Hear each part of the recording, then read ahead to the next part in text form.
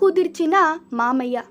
అక్క, నీతో ముఖ్యమైన విషయం మాట్లాడాలి.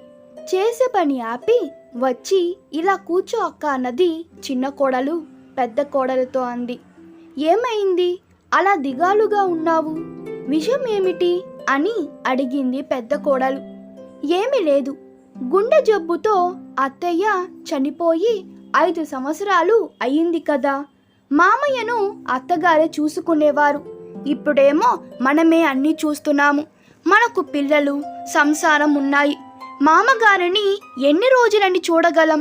అందుకని నేను ఒక నిర్ణయానికి వచ్చాను అంది చిన్న కోడలు. ఏంటిదది అని ఆతృతతో అడిగింది పెద్ద కోడలు. మనిద్దరం మన భర్తలను ఎలాగైనా ఒప్పించి మామగారిని ఆశ్రమంలో చేర్పిద్దాం. అక్కడైతే మామగారికి అన్ని సౌకర్యాలు ఉంటాయి. ఈ వయసులో ప్రశాంతంగా ఉండే అవకాశం ఉంటుంది. మనకు ఆయనకు సేవ చేసే శ్రమ తగ్గుతుంది కదా. ఏం చక్క మనం ఈ 2 ఇళ్లల్లో చెరొక ఇంట్లో మనం మన పిల్లలతో హాయిగా ఉండవచ్చు కదా అంది చిన్న కోడలు. దీనికి మన భర్తలు ఒప్పుకుంటారా? నాకైతే నమ్మకం లేదు అంది పెద్ద కోడలు. ఎలా అయినా మనం ఏదో ఒకటి చేసి మన భర్తలను ఒప్పించేలా ప్రయత్నిద్దామంది చిన్న కోడలు. అప్పుడు పెద్ద కోడలు కూడా చిన్న కోడలు చెప్పిన దానికి సరే అంటూ సంతోషంగా అంగీకారం తెలపడం జరిగింది. ఈ విషయం భర్తలతో ఎలా చెప్పి ఒప్పించాలో తెలియక ఆలోచనలో మునిగిపోయారు తోటి కోడలు. తమ భర్తలు ఇంటికి రావడంతో మామగారు లేని సమయం చూసి ఇద్దరు కోడళ్ళు ఈ విషయం తమ భర్తలతో చెప్పడం జరిగింది. వారు తండ్రిని ఆశ్రమంలో చేర్చడానికి ఒప్పుకోలేదు.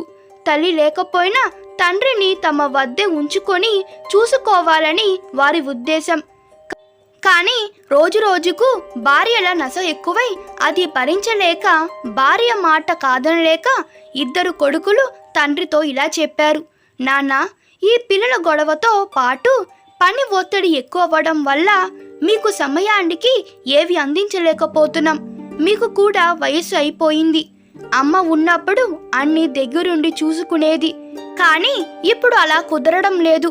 కాబట్టి దగ్గరలోనే మంచి ఆశ్రమం ఉంది. మిమ్మల్ని అక్కడ చేరుద్దామని అనుకుంటున్నాము. మీరేమంటారు?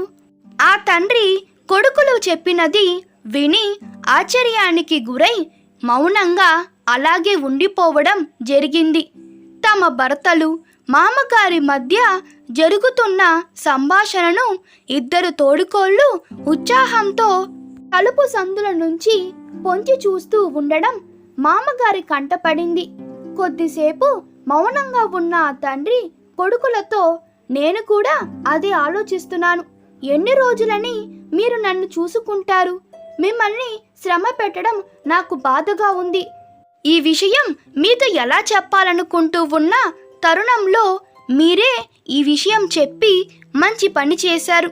ఇక మీరు పెట్టే పేడ సర్దుకొని మీ భార్యను తీసుకొని బయలుదేరండి ఇద్దరు అని అన్నారు తండ్రి.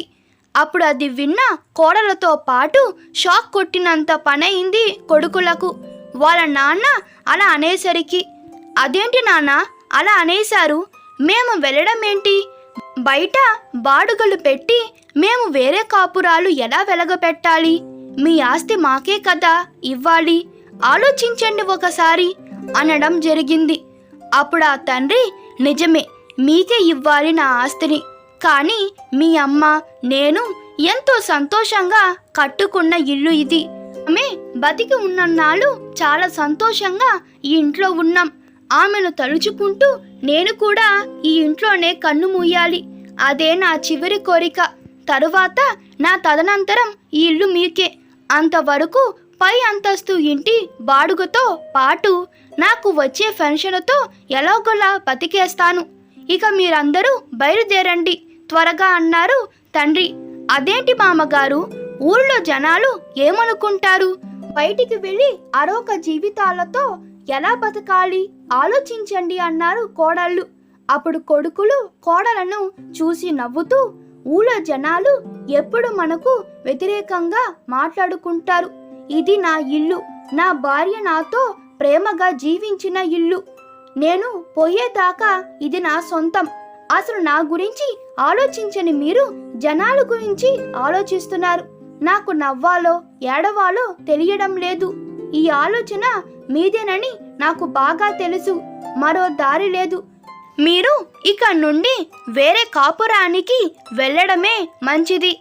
బయలుదేరండి అంటూ కొడుకు కోడలతో చెప్పి ఆ పెద్దాయన చెప్పులు వేసుకొని గుడికి బయలుదేరి వెళ్ళిపోయాడు.